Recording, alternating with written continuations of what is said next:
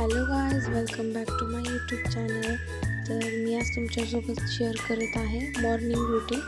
तर सकाळी तर उठल्यानंतर सर्व आवरून मी फुलं आणण्यासाठी बाहेर जात असते. आमच्या अंगणात गेटच्या बाहेर खूप सारी झाडं लावली आहेत, तर त्यातून जाऊन फुलं घेऊन आले देवपूजेसाठी. त्यानंतर झाडं सर्व पाहणी केली की कळ्या कुठं आल्यात, काय आल्यात, कसं काय काय आले न्यू.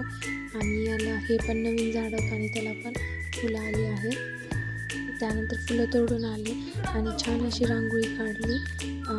त्यानंतर तुळशीच्या इथेही रांगोळी काढली. तुम्ही पाहू शकता. मी एक वेळेस रांगोळी कशी काढते त्याचाही व्हिडिओ तुमच्यासोबत शेअर करेन. रांगोळी काढल्यानंतर लगेच देवपूजा आवरून घेतली.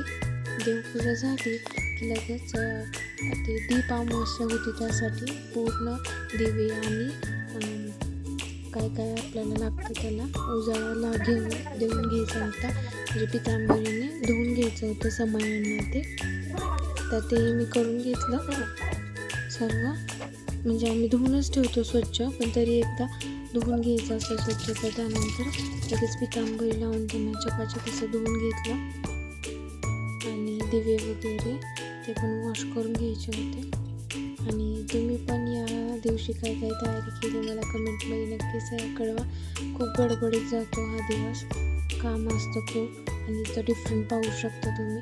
खूप असं चकाचक धुवून घेतलं मी आणि माझंही आवरून घेतलं होतं.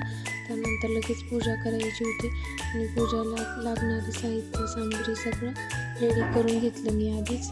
आणि धुण्यासाठी तयारी केली. कोरड्या कपड्याने पुसून घ्यावं लागतं, तर त्याच्यावरती डाग पडतात. तर तेही मी लगेच याला कोरडं करून घेतलं. पूर्ण धुवायचं झालं की चकाचक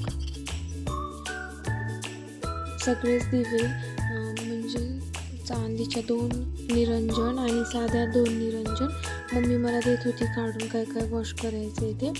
तर मी ते वॉश करत होते आणि दिलेलं हे दोन असे लावले होते आणि 2 समया वगैरे ते सगळं वॉश करून घेतले चकाचक. त्यानंतर कोरडं करून घेतलं कपड्याने. सगळ्यांच्याच मागं कामं वगैरे असतातच. हे निघतच नव्हतं, फार टोचत होतं, तर मी लगेच याला स्क्रबरनी घासून घेतलं चकाचक. स्क्रबरनी सोपं जातं काही धुण्यासाठी, त्यांनी निघालं लगेच. दोन्ही आरत्या मी त्यांनी घासून घेतलं. आणि हा पण सिंगल पीस होता दिव्याचा, खूप छान डिझाईन आहे याची. आणि ते पण वॉश करून घेतला. हा पण अक्कलकोटवरून घेतला आहे आम्ही. आणि ते पण स्वच्छ धुवून घेतलं आणि खूप छान चमकत होते. त्यानंतर वारी आली एक एक करून कोरडं करून घेण्याची, तेही करून घेतले. आणि पटापट पूजाचा टाईम होत होता म्हणून आणि सगळं क्लीन करून घेतलं स्वच्छ. आणि तुम्ही पाहू शकता किती सुंदर दिसत होते भांडे. यांना पाहावंच बस वाटत होतं खूप, कारण चकचकीत झाले होते आणि पॉझिटिव्ह एनर्जी येते एकदम.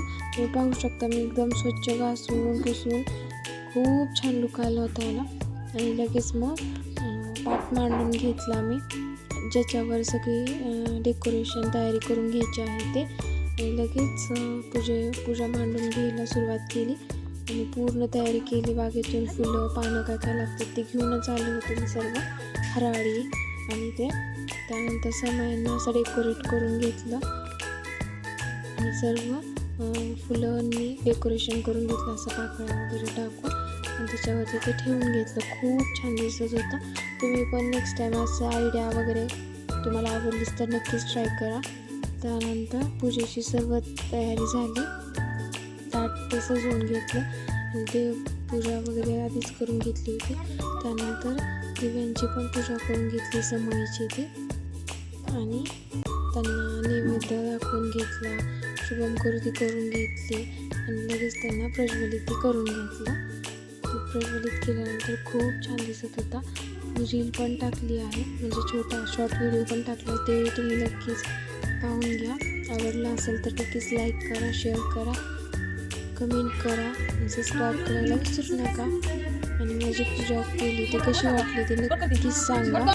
कसं दिसत आहे ते, किती पॉझिटिव्ह एनर्जी येते ते पण पाहून घ्या. आणि हे जे गजलक्ष्मी आहेत त्यांची देखील पूजा केली, किती छान दिसत आहेत ते पण.